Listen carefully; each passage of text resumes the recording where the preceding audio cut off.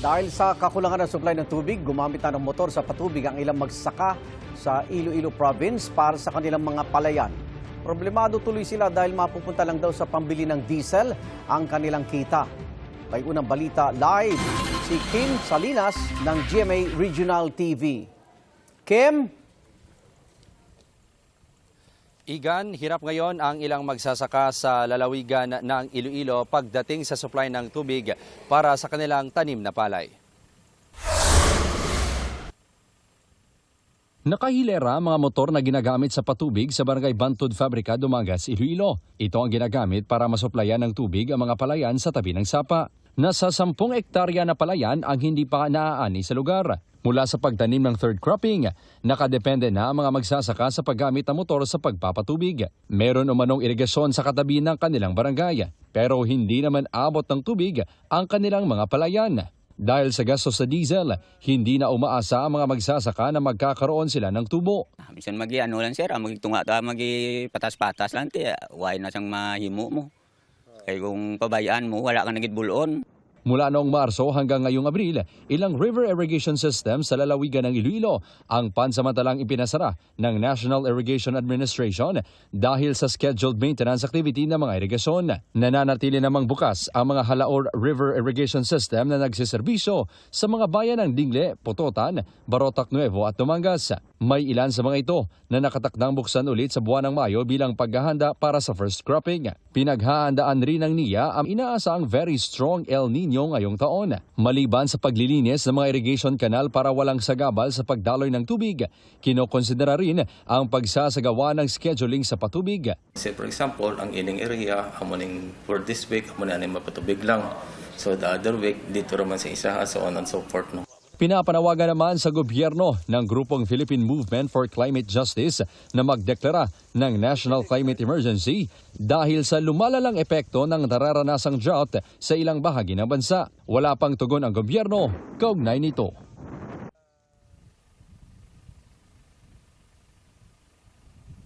Igan, sa kabila ng posibilidad na mararanasan ang tinatawag na very strong El Nino, tinitiyak naman ng National Irrigation Administration na magiging sapat ang supply ng tubig para sa mga magsasaka sa first cropping na inaasang magsisimula sa mga buwan ng Mayo at Hunyo. Igan? Maraming salamat, Kim Salinas ng GMA Regional TV. Tumaas ang presyo ng ilang klase ng seafood sa Bulungan Market sa Parañaque. Ang detalye sa unang balita live, ni Bam Alegre. Bam! Evan, good morning. Sa kabila ng mga rollback sa presyo ng mga produktong petrolyo, ay nagmahal yung seafood dito sa Bulungan Market sa Parañaque. Tuwing madaling araw at umaga ay nagsisidatingan dito sa Bulungan Market yung mga mangingisda mula sa mga kalapit na lugar para magbagsak ng kanilang mga bagong huling isda. Ngayong araw ay mas mahal ang presyo ng ilang klase ng lamang dagat dahil daw mas kaunti yung volume ngayon kaysa raw sa karaniwan kahit nga, yun nga, nagkaroon ng rollback sa presyo ng diesel at gasolina. Dati, 100 pesos kada kilo ang galunggong, ngayon ay 150 pesos ang kada kilo dito ngayon. Ang bangus naman, 110 pesos kada kilo dati, 125 pesos na ngayon. Ang tilapia naman, 90 pesos dati ang kada kilo, ngayon nasa 100 pesos kada kilo na. At ang alimasag na mabibili dati sa halagang 80 pesos kada kilo, 140 pesos na ang kada kilo sa ngayon. Pakinggan natin yung pahayag ng isa sa mga tindera at yung mamimili ngayong umaga dito. Grabe ang mahal ng tinaas ngayon. Walang magagawa eh. Kahit nag-rollback ang gasolina, hindi nag-rollback yung presyo, tumaas. Sakit-sakit na rin. Lalo na yung pamasahe. Mataas kasing gasolina.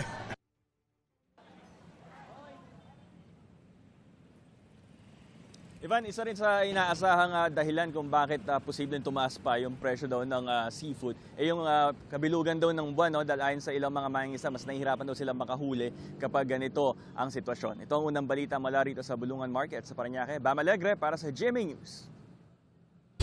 Nagkasundo raw ang Pilipinas at Czech Republic na mag-uusap para bumuo ng mga kasunduan kaunay sa pagpauwi ng mga tinutugis na personalidad gaya ni Saldico, ayon sa Department of Justice. Both governments, the Czech government and the Philippine government, have also agreed to begin formal negotiations on a mutual legal assistance treaty an extradition treaty, and a transfer of sentenced persons agreement. Sinabi ni Bida kasunod ng pagpupulong nila ng Czech authorities sa Prague kaugnay sa pagkakahuli kay Saldico. Tinalakay rin sa pulong ang kakulangan ng dalawang bansa ng kasunduan kabilang ang tungkol sa police cooperation. Asikasuhin daw ito agad ni Vida sa kanyang pagbalik sa Pilipinas at makipagtulungan sa Philippine National Police at Department of the Interior and Local Government. Hindi man kasamang makakauwi sa bansa si Ko, may mga nakuha raw silang impormasyon doon kaugnay sa dating mambabatas. Dagdag pa niya, alam na ni Pangulong Bongbong Marcos na hindi na hawak ng Czech authorities si Ko. Wala pang pahayag ang Malacanang. Ano ang iuuwi nyo sa Pilipinas? Yung actionable intel, definitely, that will add, we'll pass it on to, actually, I'll relay it to Yusek Prestosa already on matters how to expand further yung mga bagay-bagay na yun because that's a law enforcement matter.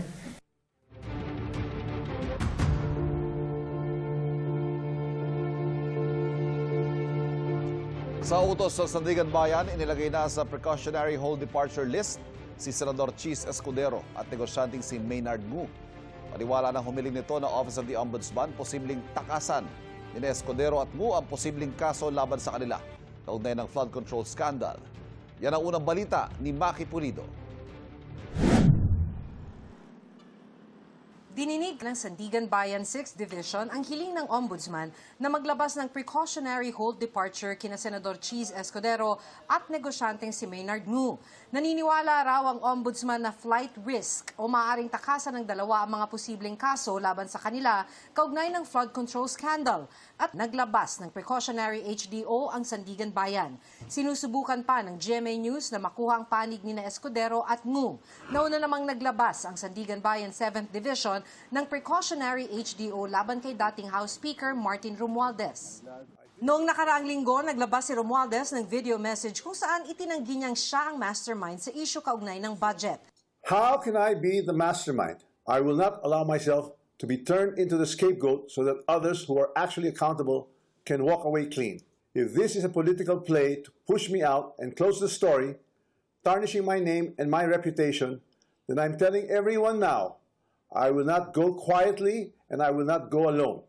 I will not be the fall guy for other people's corruption.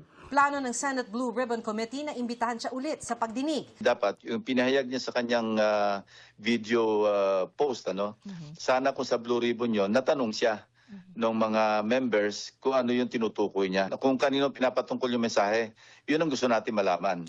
Kasi pag sinabi mong I will not go alone o go down alone, may ibig sabihin yun. Para meron siyang sinasabi na meron siyang pwedeng implicate. 2 beses nang hindi sinipot ng dating speaker ang mga naunang pagdinig. Matagal na ring hiling ng dating Blue Ribbon Committee Chairman na si Senador Dante Marcoleta na mapaharap si Romualdez sa komite. Hindi niya dinina yung kanyang involvement. Malinaw yun. Okay. Alam niya kasama siya. Hindi nga lang ako ang mastermind, sabi niya ganon. Dapat siyang ipatawag ngayon. He's ready to talk. Magtawag ka na. Hindi ko maintindihan talaga kung ano gustong gawin ng chairman ng BRC. Sagot ni Lacson na chairman ngayon ng komite, simulat sa pool may interparliamentary courtesy sa pagitan ng Kamara at Senado. Kaya kung di magkusang dumalo ang isang kongresista, idinaraan sa House Speaker ang imbitasyon na 2 beses na nilang ginawa. Dagdag pa ni Lacson, mas mainam kung dumalo si Romualdez pag nandito na si dating Congressman Zaldico na dawit din sa flood control scandal. Gayon din ang 18 nagpakilalang security aides ni Ko na nag-deliver umano ng male-maletang pera, pati si Orly Gutesa na isa sa mga nagdawit kina Romualdez at Ko sa issue. Sakaling umabot kay Pangulong Bongbong Marcos ang ebidensya, Kung sa kanya papunta ebidensya, wala tayong magagawa kung aabot sa kanya. Pero yung salaysay ni Saldico, walang evidentiary value yun . Kasi hindi man under oath yun . Nagsalaysay siya sa Facebook . Hindi pa mai-report sa plenaryo ang partial committee report na hinihingi na rin ng ombudsman dahil kulang pa ang pirma. Ang isang pwedeng gawin niya, maglabas na lang ng chairman's report. Ito ang unang balita, Maki Pulido para sa GMA News. Wagi ang ilang kapuso shows at personalities sa 2026 Gandingan Awards. Gandingan Best TV Program host si Rafi Tiba ng Balitang Hali. Most development-oriented news story ang report ng Saksi. tungkol sa problema sa plastic waste sa bansa. Nakuha naman ng DigiDocu ang Most Development-Oriented Science and Technology Program para sa episode nitong Rice is Life, Solutions from Filipino Farmers. Dalawang pagkilala naman ay ginawad sa Kapuso Mo Jessica Soho.